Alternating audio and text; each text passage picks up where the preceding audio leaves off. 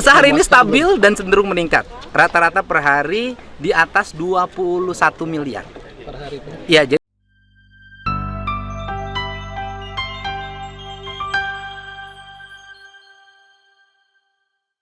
ada 49,3 miliar hari ini, gimana, seberapa penting programnya bagi ya kalau dilihat tadi kan sangat penting ya. Misalnya cerita yang bapaknya kuli bangunan, suaminya, kemudian tiba-tiba giginya membengkak, dibawa ke rumah sakit, kemudian meninggal.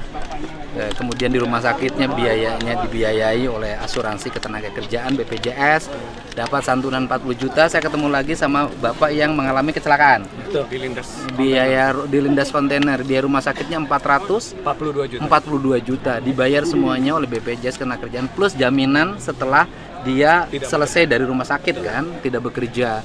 Nah, ini kan 1 juta per bulan. Ini kan cermin bahwa program ini sangat baik dan kemudian kapasitas Pemprov Jabar yang akan ditingkatkan. Misalnya tahun ini kita 1 juta, ya mudah-mudahan ke depan bisa 2 juta atau 3 juta. Ya nuhun-nuhun bisa 10 juta kan gitu loh. Kita nanti lihat kemampuan keuangan Provinsi Jawa Baratnya, dan ini harus terus dikembangkan dan tersinergi baru selesai. Artinya nanti kabupaten kota bareng-bareng dong gitu loh. Nah, kemudian di desa juga, kalau desanya punya alokasi yang cukup, bareng-bareng juga. Nah, kalau seluruh rakyat Jawa Barat yang bukan tentara, bukan polisi, bukan karyawan BUMN, bukan ASN, bukan karyawan perusahaan yang tidak terlindungi oleh asuransi ketenagakerjaan, semuanya dilindungi, maka tidak akan ada lagi kemiskinan di Jawa Barat. Artinya masih akan terus bersinergi ya Pak ya ke depan bersama BPJS? Terus, kita akan terus melakukan dan akan menambah kapasitas. Apa aja Pak nanti yang ditambah? Tadi ada beberapa kata Bapak yang harus Ya, kita akan ini aja fokus di asuransi ketenagakerjaan informal. Kalau BPJS Kesehatan kan itu mah sudah kewajiban undang-undang ya, jalan. Yang belum menjadi kewajiban undang-undang kan BPJS Ketenagakerjaan. Jadi kita akan garap yang belum menjadi kewajiban undang-undang. Ini Pak Gub, di luar agenda ini Pak Gub, soal kemarin kan di Cipanas Cianjur itu kan ada penertiban. Itu ada relokasi atau gimana Pak Gub? Ya tahap pertama kita hari ini kan selesaikan dulu aja memberikan kompensasi untuk mereka untuk biaya hidup dan untuk modal usaha baru. Jadi kalau ngomong 10 juta kecil, uang 10 juta bagi mereka yang pintar usaha itu bisa berkembang menjadi besar. Tapi bakal ada tindak lanjut misalkan setelah diberes? Selama ini juga kita tindak lanjut. Kita yang jelas, kita memerlukan tenaga kerja kebersihan jalan. Karena di ruas jalan itu diperlukan, dan nanti yang bersedia bisa menjadi tenaga kerja kebersihan jalan. Nanti kalau kemudian di situ kan banyak yang statusnya pegawai ya. Pegawai ya, nanti kita juga banyak kok ruang-ruang pekerjaan yang bisa kita latih, kita arahkan. Kalau usianya di bawah 30, sektor garment masih terbuka.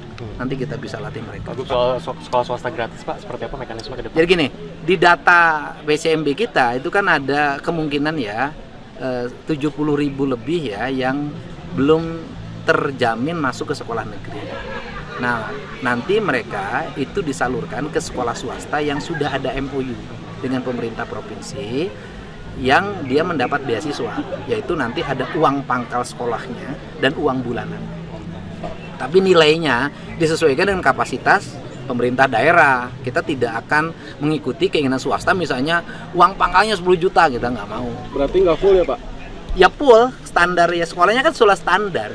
Dan ingat juga kan mereka sekolah di sekolah swasta kan bosnya dibayarin pemerintah pusat.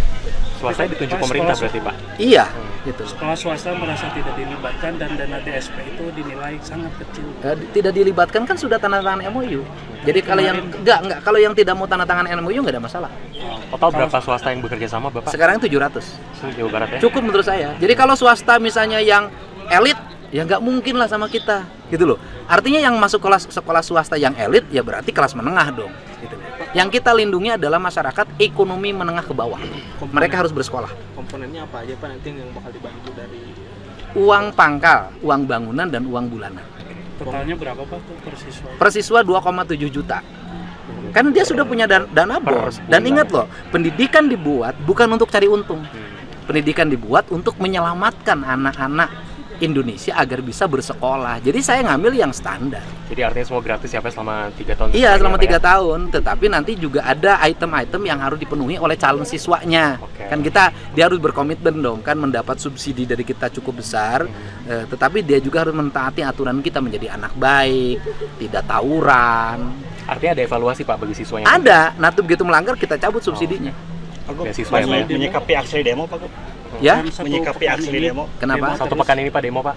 Ya, setiap orang punya kebebasan untuk mengekspresikan gagasannya, pikirannya, kritiknya di depan umum. Yang penting demonstrasinya berjalan dengan baik, tuntutannya disampaikan secara terbuka, kemudian juga konstruktif. Kita nggak ada problem, kan udah biasa ada demo. Pak, kemarin ada ojol Pak meninggal karena jalan rusak Pak. Di mana? Di Bandung Pak. Jalannya jalan kabupaten, jalan provinsi, jalan kota, jalan provinsi, jalan pusat. Jalan nasional Pak. Jalan nasional. Ini gimana Pak? Beberapa titik juga kan? Ya, saya sampaikan. Jalan nasional hari ini di Jawa Barat banyak yang rusak. Dari sisi kebijakan, pemerintah Provinsi Jawa Barat sudah berkirim surat ke Kementerian PU untuk menyerahkan jalan-jalan nasional yang ada di kota, yang menjadi jalur jalan kota, diserahkan ke provinsi dan ke kota. Jadi kan kita tidak bisa dulu mengerjakan sebelum ada penyerahan. Jadi saya harapkan jalan-jalan yang rusak yang tidak terbiayai oleh Kementerian PU serahin aja ke kota masing-masing. Misalnya Bandung, kan anggarannya 7,1 triliun. Saya pikir jalan nasional diserahin ke kota Bandung juga bisa ditangani. Plus sebagian kan jalan kotanya sudah diambil sama provinsi. Saya lebih cenderung jalan nasionalnya serahin ke kota, jalan nasional, kemudian sebagian jalan kota Bandung diambil ke provinsi, atau terbalik. Kita tunda jalan kota yang diambil provinsi, kita ambil yang jalan nasional oleh provinsi. Mana saja. Sudah ada Analisanya jawaban, berapa persen Pak? Kerusakan Kota Depok sudah. Kota Depok sudah, tapi yang lain belum. Pak Gub, soal Kemendagri, surat edaran nobar bareng Piala Dunia itu Pak Gub bakal bikin nobar tuh. Kita mas tiap malam juga nobar bareng saya mah di rumah. Ya bisa gampang lah, gitu kan. Yang gitu-gitu makan sudah hal yang biasa dalam setiap tahun, dan kita juga mulai semifinal akan ada nobar. Kalau sekarang bayangin loh Pak, sekarang bikin nobar jam 2 malam.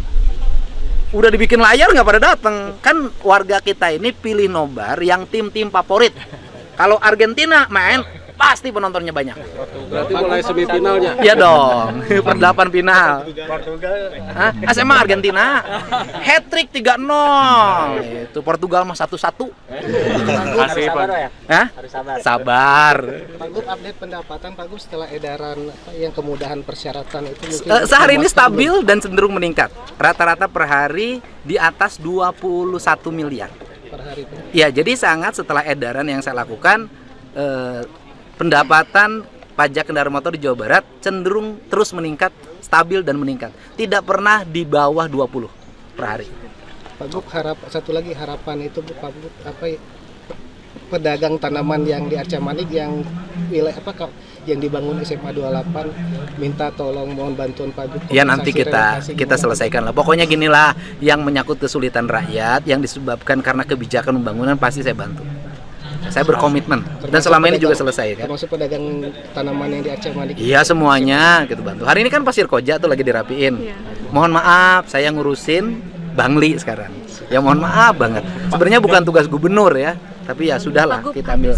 antisipasi PHK, potensi PHK di tahun 2026 itu akan ada program. Kan kita aja rekrutmen tenaga kerja baru juga tinggi.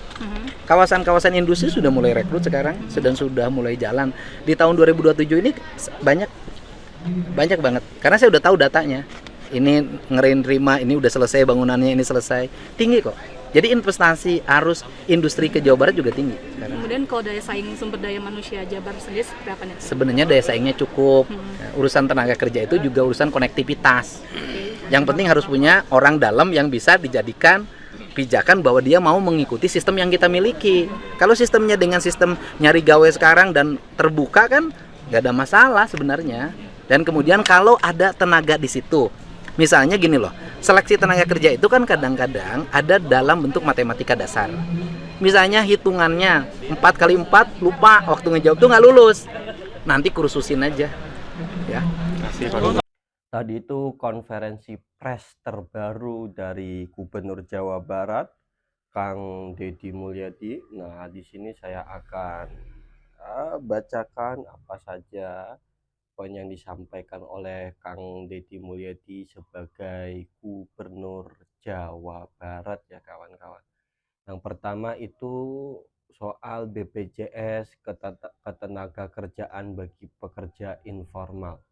Pemerintah Provinsi Jawa Barat mengalokasikan anggaran 49,3 miliar untuk melindungi pekerja informal melalui BPJS ketenagakerjaan. Program ini dinilai sangat krusial, terbukti dari beberapa kasus di mana keluarga ahli waris menerima santunan kematian 40 juta atau biaya rumah sakit akibat kecelakaan kerja sebesar puluhan juta rupiah yang sepenuhnya ditanggung BPJS. Kapasitas perlindungan ditargetkan meningkat dari 1 juta kepesertaan pada tahun ini menjadi 2 hingga 3 juta ke depannya, menyesuaikan kapasitas keuangan daerah. Pemprov Jabar akan berfokus pada pekerja informal karena program BPJS ketenagakerjaan sektor ini belum diwajibkan secara tegas oleh undang-undang seperti BPJS Kesehatan. 2. Penertiban dan kompensasi bangunan liar di Cipanas Cianjur. Tahap awal penertiban difokuskan pada pemberian kompensasi biaya hidup serta modal usaha sebesar 10 juta bagi warga terdampak agar dapat memulai usaha baru. Sebagai tindak lanjut jangka panjang, warga yang bersedia diarahkan untuk menjadi tenaga kebersihan jalan atau diberikan pelatihan keterampilan industri garment khusus yang berusia di bawah 30 tahun. Yang ketiga, kebijakan sekolah swasta gratis beasiswa 30 tahun. Nah, ini ya.